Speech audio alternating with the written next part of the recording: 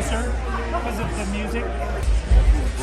All right, Sims, I'm here with Jeffrey Matucha, and we were showing you the books that he's written, and I just want to talk to Jeffrey about punk rock and like tell me what was your scene? Where did you start going to shows? Well, I started going to my very first show was at Ruthie's Inn. I remember it was Stranglehold, FUs, DTK. That was my very first show. DTK Yeah, and FUs. Defend the Keg. Yeah, Defend the Keg. I knew them. Yeah. Yeah. And so, yeah, it was... That's amazing.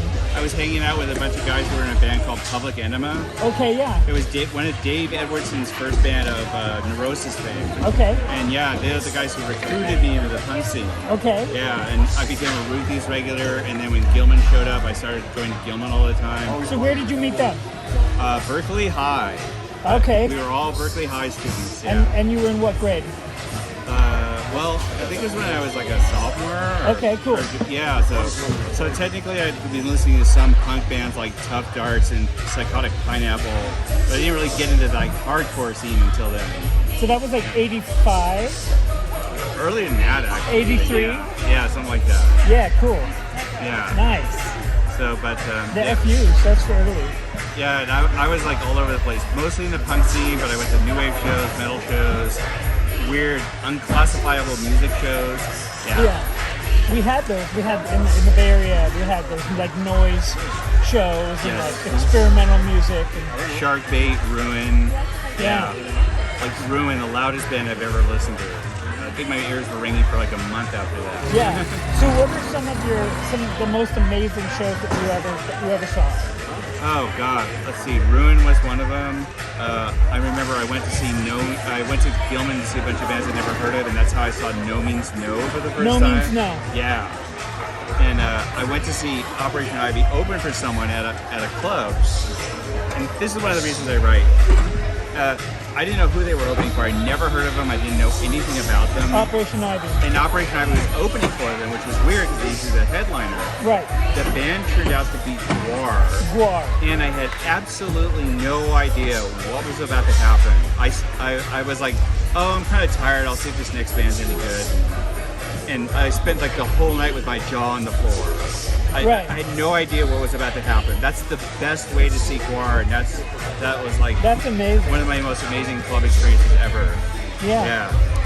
That's amazing. Yep. That's great. And so basically, I was doing all kinds of crazy clubbing things when I was in the 80s and 90s. I was drinking way too much.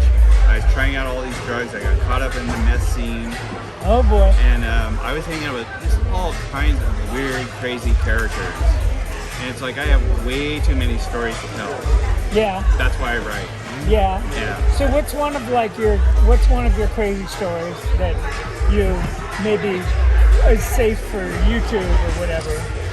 I don't know. So, and I remember I went to Gilman to see a couple punk bands play, and there was a lot of people there. And like in between bands, everyone would go outside to get some air and everything because it got hot and sweaty in the club. And I was like talking to somebody.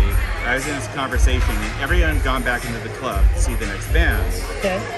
And then literally everyone in the club started pouring out of the club, going, ugh, ugh, ugh. And I'm like, what? Don't go in there. It's disgusting. There was a band called the Frank Moore Experience. You know them? Okay, yeah. They had covered the entire stage with saran wrap. Frank Moore is a paraplegic. He was slurring into a microphone. He was half naked. And they had spread pig guts everywhere.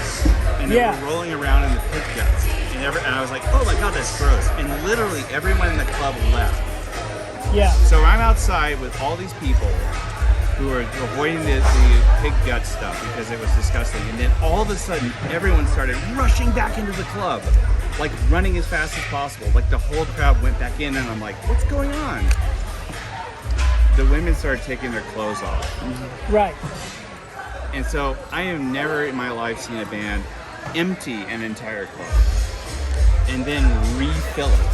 So you've got a paraplegic man writhing in pig guts, and then women and everyone runs out, and then women take their clothes off, and Yeah, well- everyone runs back in. Yeah, like they had the musicians and they had their performers. I've seen them. I saw Yeah. them. That was probably their 10th year of doing that type of actor, where a lot of different things that they did. But Frank Moore was a prolific performer, and he Yeah. had a cult kind of a personality, and like a literal cult of friends, and they still are around. They moved somewhere away from Berkeley. I forget where. Yeah. But I do know them, and I have their book somewhere. They gave me the book that they wrote about it all. Well, I knew one of the guys who used to work at Smoky Joe's Cafe, and he's like, "Hey, we got a Jesse Helms hit list," and I'm like, "Awesome!" That was like Yeah. Academy Awards for alternative artists.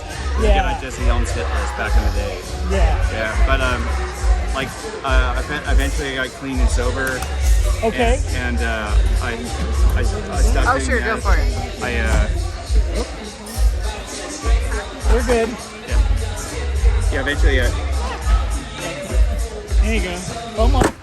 Almost. That didn't work. Here, grab the camera. Well, our camera person had to sit down abruptly on a folding chair. That was awesome. And they're back. It was backwards. And yeah, that's awesome. So like, yeah, eventually I stopped doing that, and I realized I had to stop drinking. Yeah. I went to my first Narcotics Anonymous meeting in '95. I mean, clean sober ever since. Okay. And one of the ways I dealt with my sobriety, my recovery, was by writing. Yeah. Yeah. And I wrote my first book. It was called Gutter Folklore. It was just about a bunch of people. And like you told me earlier in the video when I was filming you at your booth, they were sitting behind now. You started writing 15 years ago? 10 years ago? About 15 years About ago. 15 years Yeah. ago. Yeah. And I wrote a couple books and didn't really pursue it. But then I wrote a book called What the Hell Ever Happened to Yuri Rodchenko, Okay. which stars, I had this character. She was part of an ensemble cast. She was just supposed to be the obnoxious punk chick, you know. Okay. Because I've known like 5 million obnoxious punk chicks in my lifetime. But she just started to take over. She just sort of came to life. Yeah. I sort of lost control of her. Yeah. And I've been writing a lot of stories about her. Not all my books are about her. I have this other character named Preston who figures in a lot of my stories. I have my character Miranda Scholl in Blood, Skin, and Ink. Yeah. She's actually inspired by Marian Anderson of the Insaints. Okay. Yeah. And you have this amazing backpack from the Insaints. So That's Marion there. I was looking for a back patch and I saw this on Etsy and I'm Yeah. like, that's my backpack. Now I have one of those shirts somewhere. I gotta find it, but it's probably a medium, and I probably can't fit it anymore. Yeah. But maybe I could make it into a backpack or something. But so I mean, the Insaints is a band that I was in. That I joined after they had been going for about a year, and they had trouble finding a good bass player. And then I was in the band until the very end. And tell me what, from the outside of the Insaints, I mean, it was incredible being in the band, but what did the Insaints look like from the outside? Well, the thing is, I was really good friends with Marion. Okay. And I got to know her well through my friend Matt McGee and Kathy Cheshire. And But as a friend, you'd be critical of your friend's band, so like, what did you think? so the first time I went to see the Insaints, it was at your place too. Okay. And I didn't know about the whole taking all our clothes off thing. Okay. And yeah, she right after the first song started, boom, she's butt naked almost. Uh-huh. And I'm just like, okay, I wasn't expecting that. Right. Yeah. And I was like, I think I called her a ham afterwards. Yeah. She didn't like that. She's like, Right. she sort of gave me that face, and I'm like, well, you know, the thing was, I love the Insaints. They were a good band. She was such a good singer. Yeah. You know, and so She really was. And I think like the whole exhibition thing sort of overshadowed some of that, you know. But it's like, yeah, and just she was just such an inspiration. She's such a remarkable person, you know, just gorgeous, vivacious, had this incredible life. She was one of the most unpretentious people I ever met. For someone who had every reason in the world to have her nose up in the air, but she was a huge inspiration. Like whenever you see like some very like bombastic, you know, alpha woman in my stories, Yeah. it's usually inspired by Marion. Oh, that's beautiful. Yeah. That's amazing. Does Daniel know about this? He does. He does now. I actually sent him I wrote an article about her in my blog and sent it to him. That's great. And him and Nick, two of her really good friends. So before they kick us out of here, to plug your book, I mean, what's your newest book? So Who's your audience? I'm starting to write a series about Skywrite. This is the first one. If I had one book that I'd want to get around, it's this one. Okay. The Rise and Fall of Skywrite. And Is this for teens or tweens or? teens can read this. There's like some sex, some violence, but not over the top. Okay. Basically, I'm trying to promote. One thing I think is missing from punk culture is literature. There's not literature. And some people are coming up, like Danny Dassler, Kyle Miller, okay. C.E. Hoffman. They're all Stephanie Cooner. They're like punk literature. They write punk books, fiction. Cool. And that's one of the things I'm trying to promote. I talk to people all the time, scenesters, people in recovery, people who've been in the punk scene for a long time, and they tell me all these incredible stories. Yeah. Crazy, weird, inspiring, tragic, and I'm like, why aren't you writing this down? Yeah. I know part of the reason why. I mean, you expose a lot of yourself and your wild life when you write this stuff down. Like, no one could read this book and not think, I bet this guy did a lot of drugs and hung out with a lot of crazy punks back in the day. Yes, that would be a good guess. Yeah. So something I always ask people, tell me about your politics. About my politics? Yeah. Where do you stand? Well, I'm an old Berkeley guy. I'm very progressive. I'm the guy who hopes AOC gets elected president and has our all Latina cabinet. Okay. So we can get our health care and you hope the AOC gets elected, then it's all Hasidic cabinet. Our all Latina cabinet.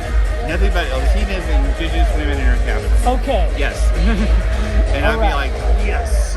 All right. So like, sort of like the anti-Trump. Yeah. Yeah. So you're like, it sounds like you're like anarchist party, but it's on the Democrat like spectrum. So progressive verging on leftist. Yeah. Yeah, that's basically. Hard progressive. Yes. Or very hard. Uh-huh. I like that. Yeah. So that's definitely my politics for sure. Great. Yeah. Great. I can't do an interview without throwing that in, because on YouTube I'm the punk rock president. And please subscribe to my channel. This is Jeffrey Matucha, author, punk rocker, someone I've known for a long time. Yeah. Thank you, Jeffrey. Yeah. Awesome interview. Thanks, man. Hey, I know you're up there. Please like and subscribe to my YouTube channel. Come on. Try to do something here, huh? Hey, before I fall in the washing machine. For Christ's sakes.